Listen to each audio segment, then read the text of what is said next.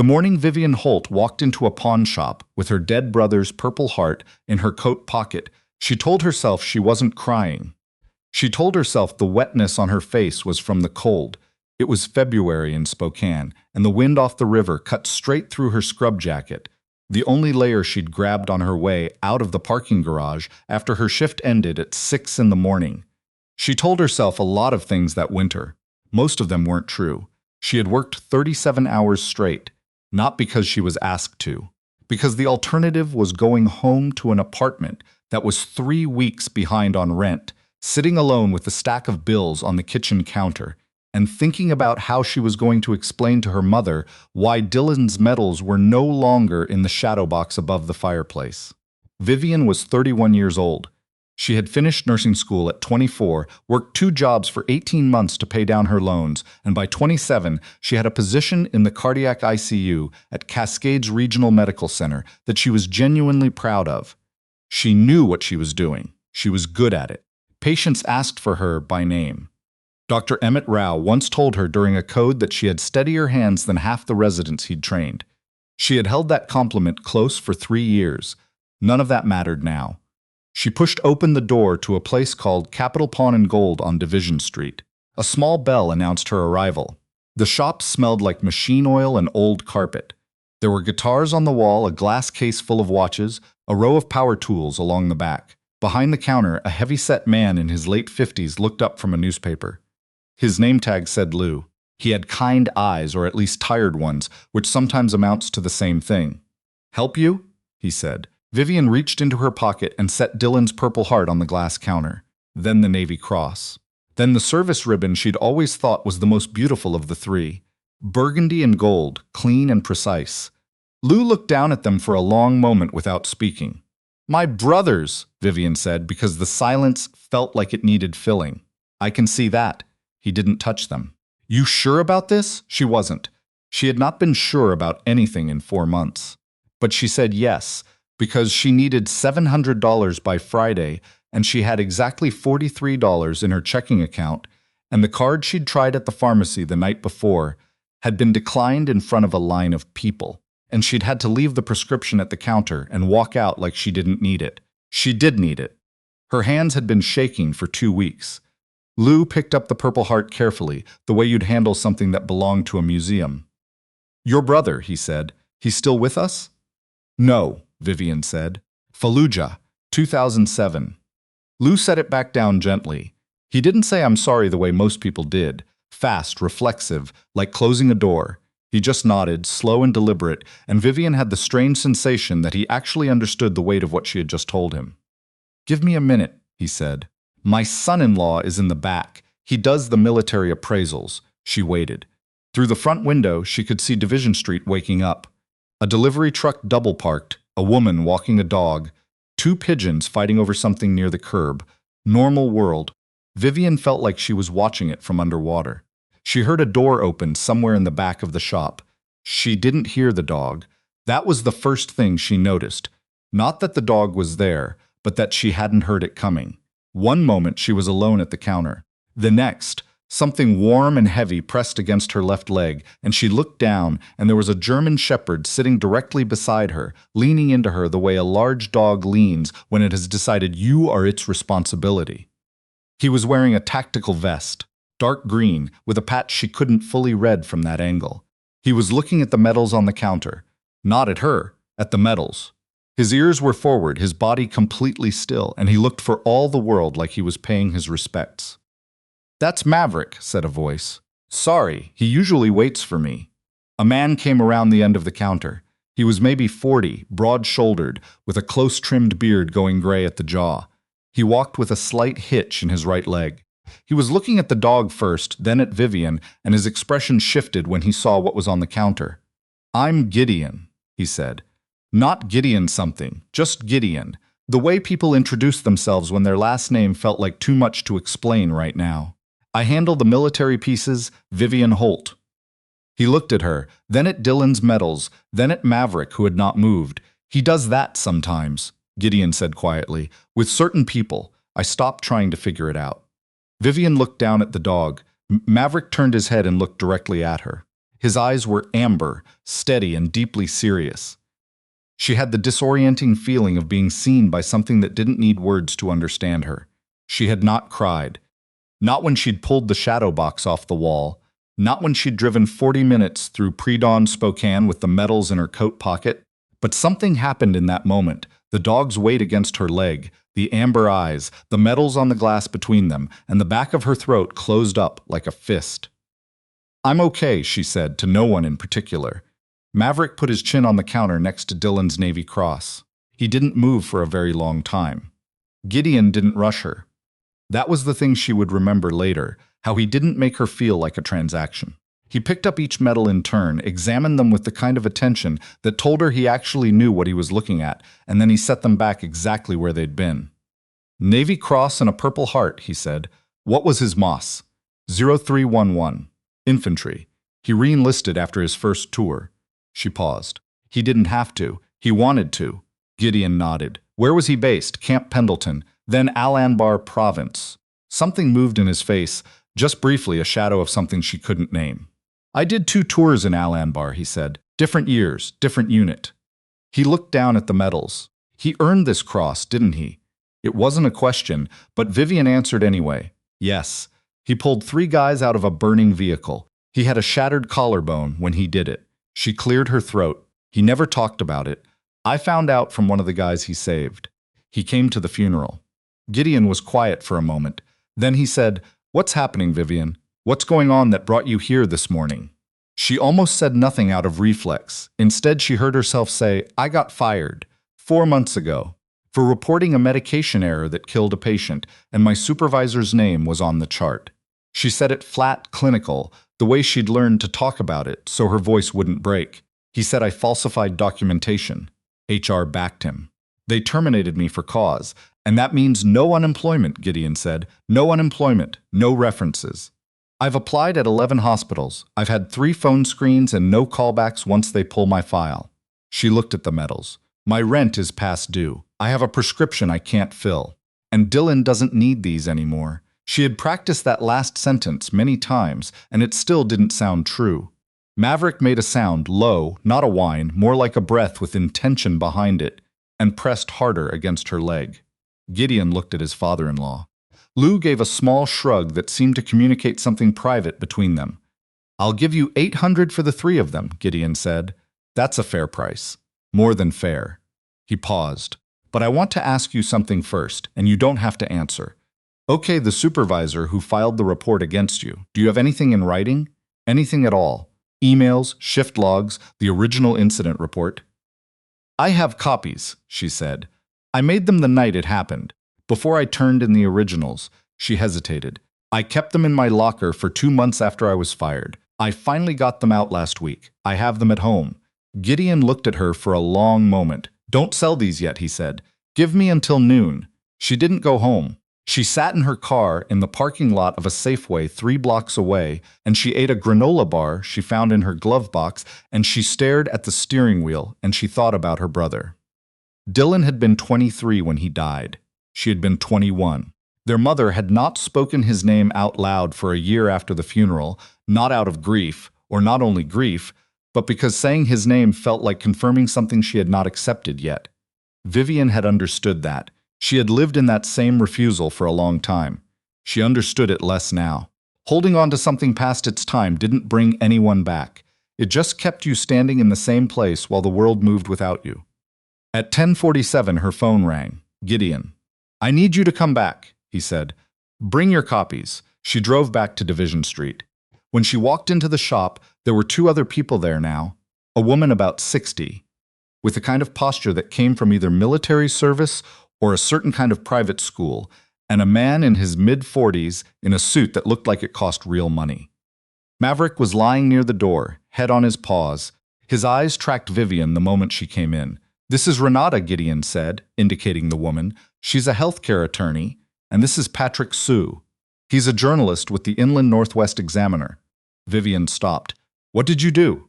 "I made some calls," Gideon said. "Renata and I served together, briefly. Patrick is her nephew." He paused. "The supervisor who filed against you, his name is Marcus Pruitt?" "Pruitt, yes." Renata spoke for the first time. Her voice was precise, unhurried. Mr. Pruitt filed the same type of charge against a nurse at a hospital in Portland in 2019. That nurse also had documentation of a medication incident. She also lost her job. She didn't have copies of her paperwork. She looked at Vivian steadily. You do. The room was very quiet. Vivian could hear the faint tick of a clock somewhere in the back of the shop. He's done this before, Vivian said. Not a question. We believe he has a pattern, Renata said. The question is whether you're willing to be the one who establishes it on record. What does that mean? Concretely, it means you file a wrongful termination complaint with the State Nursing Board and the Washington Department of Labor and Industries simultaneously. It means you may be deposed. It means Pruitt's attorney will try to find anything inconsistent in your account. She paused. It also means that if we're right about the pattern, Cascades Regional is looking at significant liability and a very motivated reason to settle and to restore your license standing. My license is still active, Vivian said. They couldn't touch my license. They could only touch my employment record. Renata almost smiled. That's a meaningful distinction. Pruitt may not have understood that. Vivian thought about the copies of the incident report sitting in a manila envelope in her apartment, in the drawer under her winter sweaters, because she hadn't known where else to put them. She thought about how she'd carried them in her bag for 2 weeks before she felt safe leaving them at home. She thought about the night she'd written the original report, her hands shaking, her supervisor's name in the field that said attending physician on call, the number of milligrams wrong by a factor that no one could call a rounding error. She thought about the patient, Mrs. Elaine Cordova, 64 years old, widowed, from Coeur d'Alene, who had come in for a routine valve repair and had died at 3:17 in the morning, and whose daughter had been in the hallway outside the ICU and who deserved someone to have written down what actually happened. Vivian had written it down. That was why she was here. Okay, she said, tell me what you need. The next 6 weeks were the hardest of Vivian's adult life, and that was saying something. Renata worked quickly. She had the complaint filed within the week, but quickly in legal terms still meant phone calls at 7 in the morning, emails she read 3 times before understanding, and a deposition she spent 11 days dreading and 2 hours sitting through while a man she'd never met tried to suggest that she had misread a dosage chart she had been reading without error for 7 years. She ate a lot of peanut butter. She picked up a per diem shift at a long-term care facility in the valley, which paid $40 an hour and kept her lights on, though not much else. She filled the prescription. Her hands stopped shaking. Gideon called her twice, not about the case, just to check in. Once to say that Maverick had a vet appointment and had been characteristically unimpressed by the whole experience. Once to say that Lou had set Dylan's medals aside in the back of the shop and wasn't interested in selling them to anyone else in the meantime. You don't have to do that, Vivian said. I know, Gideon said. She drove out to the shop on a Thursday and sat in the back room with a cup of coffee and looked at the medals where they'd been placed carefully on a shelf above a box of camera equipment. Maverick slept near her feet. She told Dylan silently that she was trying. She thought he probably already knew. The case moved. Renata found the Portland nurse. Her name was Beverly Cortez, and she had gotten out of nursing entirely and was now managing a grocery distribution center outside of Salem. And she had been angry for 4 years in the quiet way that people are angry when they've been told their anger isn't useful. Beverly Cortez talked to Renata for 3 hours on the phone and then signed a declaration. The declaration, Renata explained to Vivian, was significant. Not because it proved anything on its own, but because it made a pattern visible. It gave the nursing board something to look at that wasn't just Vivian's word against Pruitt's. In week 5, Patrick Sue published a piece in the Inland Northwest Examiner. He had been careful. He hadn't named Pruitt directly until after the board complaint was on record, and the piece was factual, measured, and placed Vivian's case inside a larger question about how hospitals handled internal whistleblower reports. It was not a dramatic piece. It was the kind of journalism that didn't shout. People noticed anyway. Vivian got 11 messages from nurses she didn't know in the 48 hours after the article ran. Some of them told their own stories. 2 of them had documentation. The resolution, when it came, was not cinematic. No one stood in a courtroom and delivered a verdict while Vivian watched from the gallery. What happened was that on a Thursday morning in late April, Renata called her and said, Cascades Regional has made an offer. And Vivian sat down on her kitchen floor. She happened to be near the floor. She'd been looking for her second shoe, and she listened. The hospital offered a full reversal of the termination for cause finding. It offered a settlement she was not allowed to disclose, but which was, as Renata put it with characteristic understatement, substantive. It offered a letter for her personnel file stating that her separation from the hospital was due to a position elimination rather than performance, which was still not the truth, but which would not flag her application when the next hiring manager ran a background. Pruett had been placed on administrative leave. Renata said she could not confirm what would happen to him from there, but her tone indicated she had opinions. The nursing board's review was still pending. That one, Renata said, might take longer, might not go anywhere. But it was open, and it was on record, and if another nurse came after Vivian with documentation of the same thing, the board would already have a file to add it to. Is that enough? Vivian asked. Renata was quiet for a moment. I think it's what we can do right now, she said. I know that's not the same thing. Vivian thought about Mrs. Elaine Cordova, 64, Coeur d'Alene, valve repair. She thought about how she had stood over that chart at 2 a.m. and seen the error and felt the cold, specific clarity of someone who knows that what they are about to do will cost them something, and who does it anyway. It's what we can do right now, Vivian said. Okay. She went back to work, not at Cascades Regional, which she did not want and which had not been part of the offer. She took a position at a smaller hospital 40 minutes east, a county facility that covered a rural stretch of Washington that had trouble keeping cardiac nurses because it was 40 minutes from anything. The pay was fine. The hours were honest. On her second week, she had a patient, a retired Forest Service worker, 67, who called her Han and apologized every time he needed something, and she held his hand through a procedure he was afraid of.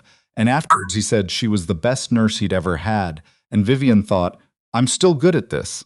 They didn't take that. That mattered more than she'd expected. She went to Capitol Pawn and Gold on a Saturday in May. The cherry trees on Division Street were doing something improbable and beautiful. She had enough money in her account to cover 3 months of rent and a small cushion beyond that, which was the first time she could say that since October. Lou was behind the counter. He went to the back without her having to say anything and came out with the shadow box. Dylan's medals were exactly as she had left them. Purple Heart, Navy Cross, service ribbon, arranged under the glass the way her mother had arranged them 20 years ago. Vivian paid what Gideon had offered her as a purchase price. Lou tried to give her a discount. She refused. It's what they're worth, she said. And what she meant was, it's what I'm worth, paying the full price for the thing that was never for sale. Maverick was there. He came out of the back room when he heard her voice, and he walked to her and stood beside her and looked at the shadow box in her hands, and then he looked at her, amber eyes steady. You remember me, Vivian said. He did. She was certain of it. She drove home with the shadow box on the passenger seat, buckled in like a person.